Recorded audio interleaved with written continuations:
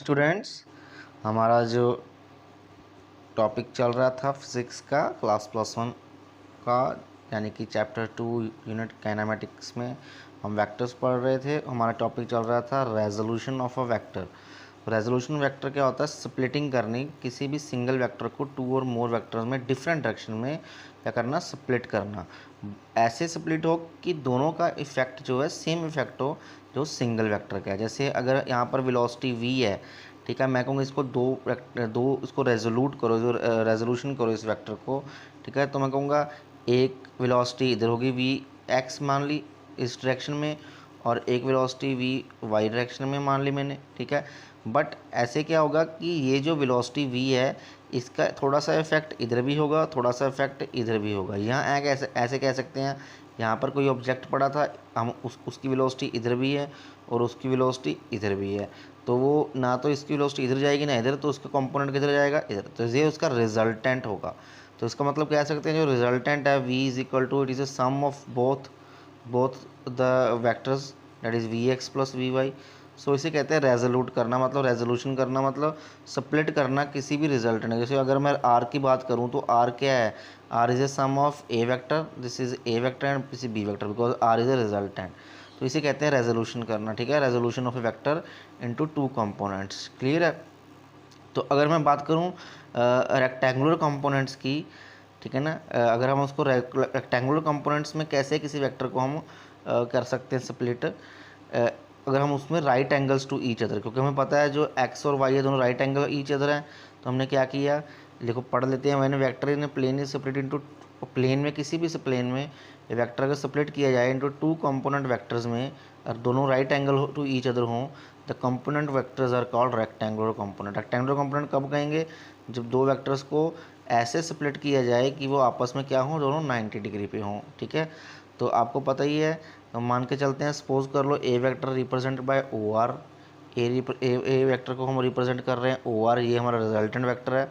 इसको two rectangular component में तोड़ दिया, एक तोड़ दिया ओ पी में क्योंकि एक्स डायरेक्शन में है, और एक तोड़ दिया दैट इज़ ओ क्यू में जो कि वाई डायरेक्शन में है। ये क्लियर होगी बात आपको? ओ पी की वैल्यू हमने मान ली वो ए एक्स है, पैर में ए एक्स दिखे, ध्यान से लिखें। ओ क्यू मान लिया हमने ए वाई है, ओके। तो ट्रायंगल अगर लगाते हैं, ट्रायंगल के अकॉर्डिंग जो ये ए वेक्टर है, it is a sum of a x plus a y, this a x, this is O P is a x, this O Q is a y. तो एक एक it is a sum of, क्योंकि दोनों का effect पड़ रहा है ना, एक्स डायरेक्शन में भी और वाई डायरेक्शन में भी। तो हम मान के चल लेते हैं जो जो एक्स डायरेक्शन में एंगल कितना बन रहा है, थीटा बन रहा है, ठीक है। ये आपको याद रखना है, क्लियर है। ये एंगल जो है हमेशा किस डायरेक्शन के साथ बन रहा है, थीटा, ओके। चलो हम यहाँ पर मान के चलते हैं यहाँ पर थीटा, ओके।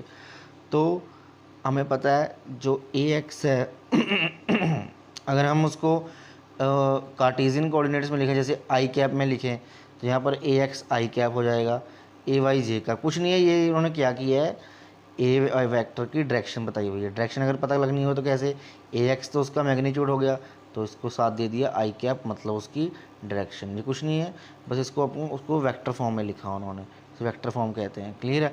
अब ट्रायंगल देखें, इसमें से मैंने क्या किया, यहाँ से परपेंडिकुलर ड्रॉ कर दिया ऐसे आर पी और आर ओ पे, ये एंगल थीटा था। तो यहाँ से ओ पी की वैल्यू निकालेंगे, ओ पी क्या हो जाएगा, ट्रायंगल ओ आर पी से ओ पी हो जाएगा O P by O R cos theta base upon hypotenuse cos theta. O R की वैल्यू क्या है, ए है, तो ए एक्स की वैल्यू आ गई हमारे पास a cos theta, a cos theta. तो हमारे पास this o r o p की वैल्यू आ गई, that is a cos theta. याद रखना है, मतलब एक्स डायरेक्शन में कंपोनेंट कौन सा होता है, ए कॉस थीटा। अगर ये फोर्स, अगर ये ए की जगह फोर्स एफ होती, तो ये वाला कंपोनेंट कौन सा होता है एक्स डायरेक्शन में, अगर ये एंगल थीटा बन रहा होता तो ये होता एफ कॉस थीटा। ये रिलेट कर पा रहे हो ना आप?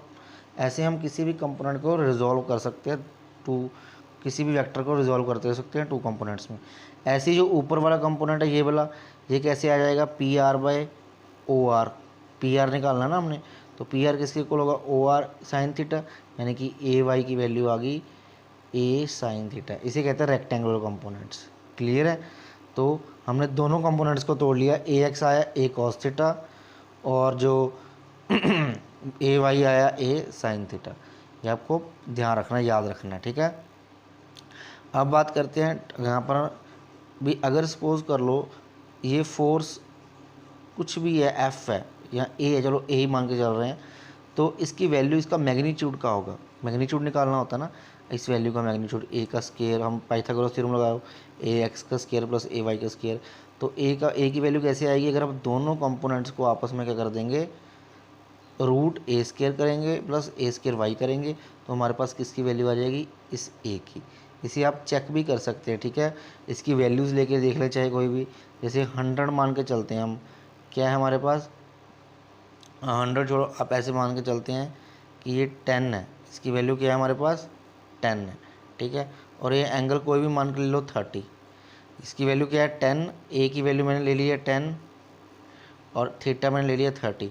अब आपने अपनी होमवर्क में प्रूफ करना है आज कि बताना है मुझे कि ए कॉस थीटा, ए का जो मैग्नीट्यूड है पाइथागोरस थ्योरम से थीटा एंगल पे, कि इसकी वैल्यू सेम आती है दोनों का सम करके, मतलब दोनों का इफेक्ट अगर हम सम कर दें तो क्या वो ए की वैल्यू आती है, ये आपने कैलकुलेट करना है, ठीक है।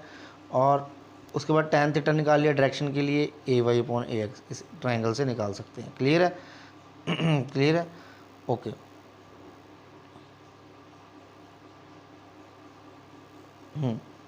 आगे इसकी एप्लीकेशंस, भी इसके फ़ायदे क्या कहाँ हैं, फ़ायदे कहाँ हैं कि रेजोल्यूशन ऑफ वेक्टर के क्या फ़ायदा मिलता है। हाँ, आगे हमारे पास application of resolution of vector, पहला है हमारे पास walking of a man is example of resolution of vector forces. अगर हम मूव करते हैं तो मैन क्या करता है, कोई भी है तो वो ऐसे फोर्स लगाता है नीचे को, ठीक है ना, प्रेस करता है अपने किसी अर्थ को प्रेस करता है अपनी फीट के साथ, तो ये फोर्स लगी, वो एंगल कितना बना रहा है हॉरिजॉन्टल के साथ, एंगल थीटा, ठीक है। और सेम जो अर्थ है वो रिएक्शन देती है आर, इस डायरेक्शन में देखो ऐसे आर, यहाँ पर उसने फोर्स लगाई एफ और इस डायरेक्शन में आर रिएक्शन मिली, ये बहुत इंपॉर्टेंट होता है, एक्शन एंड रिएक्शन, क्लियर है।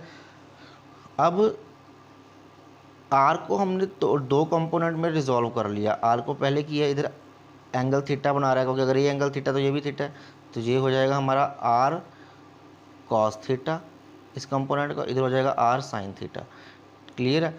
तो जो वर्टिकल कंपोनेंट है आर साइन थीटा, क्लियर है, वो बैलेंस करता है किसको, बैलेंस करता है उसके वेट को, उसका वेट नीचे होता है ना ऐसे बॉडी का, तो वो उसे बैलेंस कर लेता है वर्टिकल कंपोनेंट। बट जो हॉरिजॉन्टल कंपोनेंट है आर कोस थीटा, वो हेल्प करता है किसी भी मैन को, किसी को भी मूव करने के लिए, आगे मूव करने के लिए हेल्प करता है, तो हम पता लग जाता है, दैट्स वाई हमें रेजोल्यूशन ऑफ फोर्सेस से पता लग जाता है कि कहाँ कि हम आगे मूव किस कंपोनेंट की मदद से कर रहे हैं और किस फोर्स की मदद कर रहे हैं, ठीक है। तो आर कॉस थीटा यानी कि एक्स कंपोनेंट है जो, वो आगे मूव करने के लिए हेल्प करता है, क्लियर है। और अगला क्वेश्चन हमारा बनता है, it is easier to pull a lawn, अगला application lawn roller than to push it, ठीक है ना।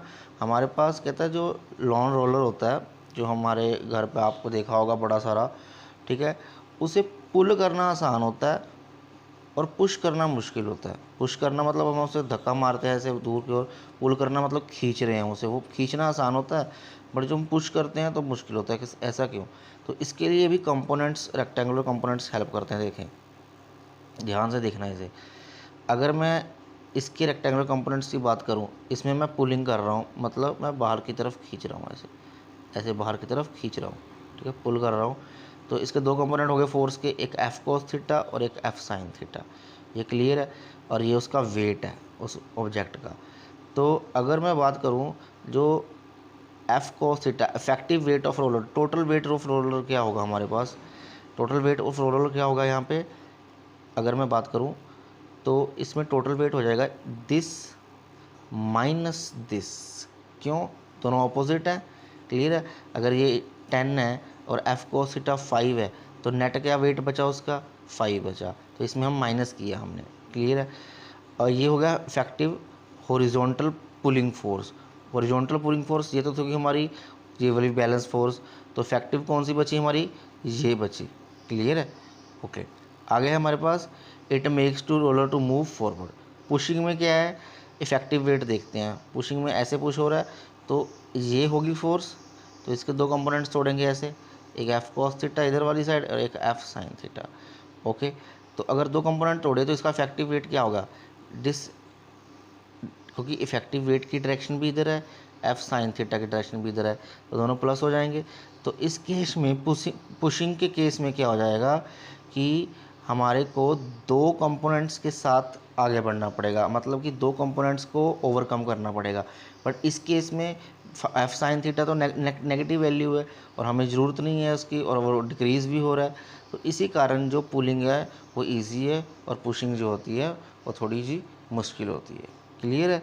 तो आज आपने इतने प्रैक्टिस करना है, कल हम स्केलर प्रोडक्ट और डॉट प्रोडक्ट के बारे में बात करेंगे।